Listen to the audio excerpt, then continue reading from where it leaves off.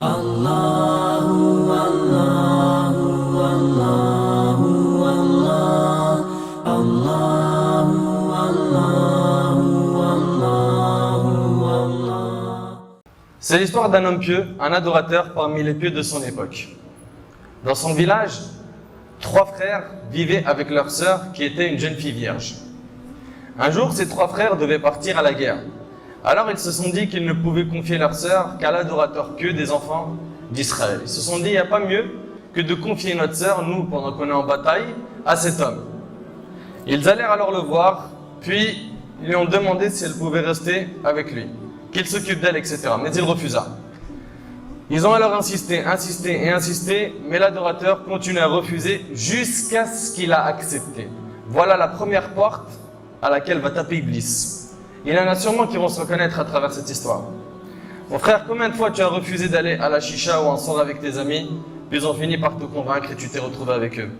Et toi, ma soeur, combien de fois tu as refusé de sortir avec un tel, mais comme c'était un loup, il ne t'a pas lâché jusqu'à ce qu'il a réussi à te convaincre et que tu as fini par t'isoler avec lui, alors que ce n'était rien d'autre qu'une tactique diabolique. Donc cet adorateur pieux continue à refuser. Mais les 3 frères ont tellement insisté, ils ne l'ont pas lâché jusqu'à ce qu'il a accepté de garder leur sœur. Il leur dit d'accord, mais à une condition, c'est qu'elle ne reste pas avec moi dans la même maison. Construisez-lui plutôt une maison à côté de la mienne.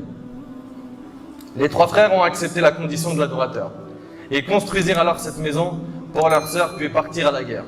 Et à ce moment-là, écoute bien, Shaitan intervient, il est intervenu pour jouer son sale jeu. Il commença alors à lui chuchoter ses maudites insufflations, bien déguisées, en lui ouvrant des portes de haram et en lui faisant désirer les récompenses divines, et en lui faisant comprendre que ce n'était qu'un bien. Gardez mes frères et sœurs, ce n'est pas ce qu'on voit aujourd'hui, franchement. Tels sont les pas du diable. Il te dit, rase-toi la barbe, c'est pour le bien de la da'wah. Rase-la, comme ça personne ne t'embêtera et tu donneras une bonne image de l'islam. Il te dit, enlève ton hijab, sinon tu vas jamais te marier.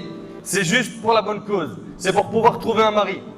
Et ce qui est malheureux, c'est qu'on a des parents qui vont encourager leurs filles à enlever leur hijab.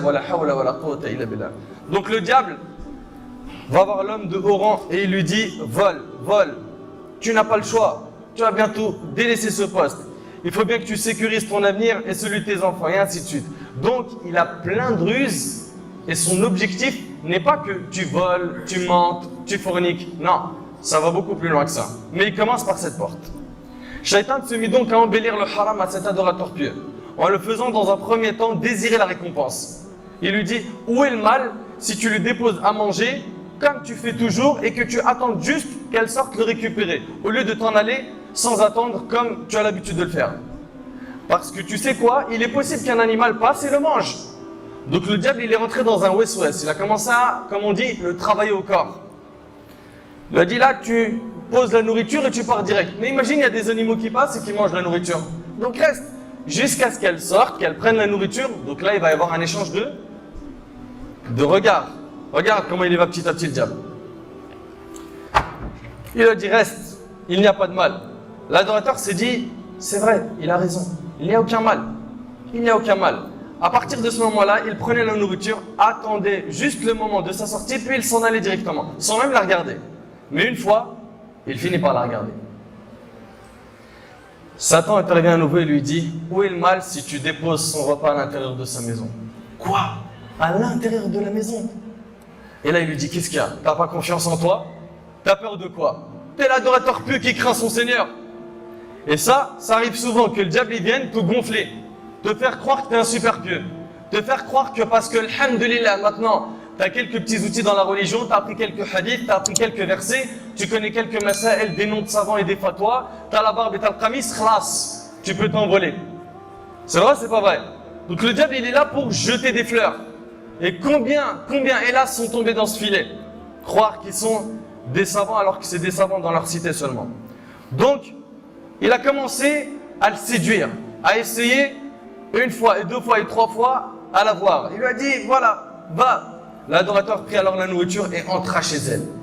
Et sachez mes frères et sœurs que ces différentes insufflations du diable étaient des étapes très très longues. Soyez-en sûrs, le diable est très patient. Il te donne l'idée de faire le haram et il patiente. Surtout avec les pieux, c'est un pot de colle. C'est un pot de colle, il ne va pas te lâcher. Et attention, il ne s'en lasse pas. L'adorateur pieux allait donc déposer à manger à l'intérieur de sa maison, puis il s'en allait directement. Puis bien sûr, l'étape suivante, le diable maintenant il veut qui passe à une autre étape.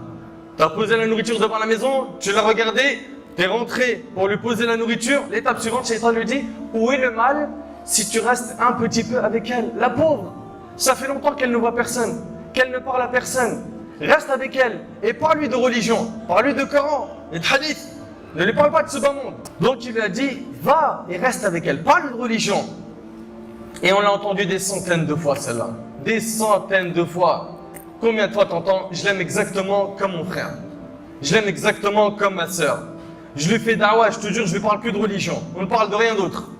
Et combien de personnes ont commencé comme ça et ont fini dans des histoires impressionnantes. Ensuite, le diable lui insuffla de manger avec elle. Il lui dit, mange avec elle, reste avec elle, mange avec elle. Et c'est ce qu'il fit. Puis, petit à petit, il lui toucha la main et peu à peu, la complaisance s'installait entre eux jusqu'à ce qu'il l'embrasse. Mon frère, je te pose une question. Est-ce que tu penses que cet adorateur pieux aurait cru un jour commettre ça aussi facilement? Parce que je sais que certains qui sont en train d'écouter ces histoires, ils disent, moi, jamais ça va m'arriver.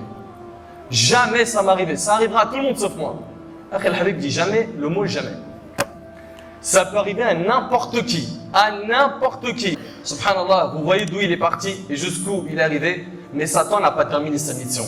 Il a continué à lui embellir cette vie et au final, vous savez, tout ce que cherchait le diable, et vous savez tout ce que cherchait le diable dans cette histoire, c'est qu'il commette az-zina, la fornication, wa l'iyadu billah. Et c'est ce qui s'est passé. Il s'est retrouvé à commettre la fornication avec elle. Wa la hawla wa la quwwata illa billah al-ali al-azim. Et Akhi, t'imagines, c'était la personne la plus pieuse de sa ville et il finit par tomber dans ce péché. Suite à cet acte abominable, la fille tomba enceinte et elle accoucha. Et pendant ce temps-là, ses trois frères, ils sont où? Ils sont au jihad, en guerre, pensant avoir laissé leur sœur avec une personne de confiance. Et là, Shaitan va aller encore beaucoup plus loin que vous ne pouvez imaginer. Et lui insuffla de tuer son enfant et se justifiant en disant, mais qu'est-ce que tu vas dire à ses frères lorsqu'ils seront de retour? S'ils apprennent qu'elle a un enfant, ils vont te tuer. La seule solution est que tu te débarrasses de cet enfant sur le champ. Et c'est ce qu'il fit, il tua son fils. Après que Shaitan l'ait poussé à commettre ce crime, il alla le travailler à nouveau en lui disant, tu penses vraiment que cette fille ne va pas te dénoncer à ses frères? Tu penses qu'elle ne va pas les informer que tu as forniqué avec elle, que tu as tué son enfant? L'adorateur lui demanda dans ce cas-là que faire. Il lui dit, tue-la elle aussi. Tue-la elle aussi. Et c'est ce qu'il fit. L'adorateur pieux a forniqué, puis a tué son propre fils, puis tué cette femme. D'un homme parmi les adorateurs les plus pieux de son époque, il est devenu un fornicateur criminel. Un fornicateur criminel. Les jours passaient jusqu'au jour où les trois frères furent de retour. À ce moment-là, Shaitan délaissa l'adorateur et se dirigea vers les trois frères pour s'occuper d'eux. Et il les informa que l'adorateur digne de confiance à qui ils avaient confié leur sœur avait forniqué avec elle. Puis qu'il avait tué son enfant. Puis qu'il l'avait tué à son tour. Les trois frères furieux partirent immédiatement attraper l'homme à qui ils avaient confié leur sœur. Ils lui dirent, ouvre-nous sa tombe. Puis après qu'ils aient vu leur sœur tuée et l'état dans lequel elle était avec son bébé à ses côtés, ils traînèrent l'adorateur sur son visage, puis ils l'ont crucifié. Le diable délaissa alors les trois frères et retourna voir l'adorateur qui s'appelait Birsisa. Et cette histoire, je vous ai dit qu'elle a été racontée par Ibn al-Jawzi, par Ibn Kathir, par Al-Barawi et beaucoup d'autres parmi nos savants, parmi les anciens. Et là, c'est le moment crucial de toute l'histoire. Et c'est la fin de l'histoire qui est impressionnante. Shaitan lui dit alors, oh un tel, ne sais-tu pas qui suis-je? Je suis Satan, c'est moi qui ai perverti ton cœur. C'est moi qui t'ai poussé à forniquer avec elle. C'est moi qui t'ai poussé à tuer ton enfant. C'est moi qui t'ai poussé à la tuer. Et c'est moi qui suis capable de te débarrasser de tout cela. Il lui dit, débarrasse-moi-en. Satan lui dit pas tout de suite, j'ai mes conditions. Il lui demanda, et quelles sont tes conditions? Il lui dit, que tu mécrois en ton Seigneur et que tu te prosternes pour moi en dehors d'Allah. T'arrives à imaginer?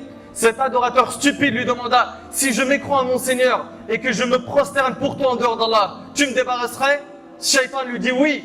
Comme toujours, il le fait désirer. Il lui fait des promesses qu'il ne tiendra pas. Et en effet, l'homme mécrut en Allah et se prosterna pour Satan le lapider Et là, ce traître de Shaitan prit la fuite en disant Inni bari'un mink, inni akhafu Allah rabbal alamin. Je te désavoue car je redoute Allah, le Seigneur de l'univers. Telles sont les insufflations du diable, les ruses du diable, telles sont les catastrophes auxquelles mène le diable. Il t'embellit le haram en te faisant croire que c'est une adoration. Il t'embellit les shubuhat, les ambiguïtés, en te faisant croire que c'est la vérité. Et son grand travail est de t'embellir. Tazin al-haram, qala ta'ala, وَزَيَّنَ لَهُمُ الشَّيْطَانُ أَعْمَالَهُمْ فَصَدَّهُمْ عَنِ السَّبِيلِ فَهُمْ لَا يَهْتَدُونَ. Le diable leur a embelli leur action et les a détournés du droit chemin et ils ne sont pas bien guidés. Dans cette histoire, on voit une chose, c'est que cet homme était un adorateur sincère et pieux. Et il a fini par être un fornicateur criminel. Et il y a eu plusieurs étapes qui ont été faites. Et le shaitan l'a travaillé, comme on dit, au corps, sur un long moment.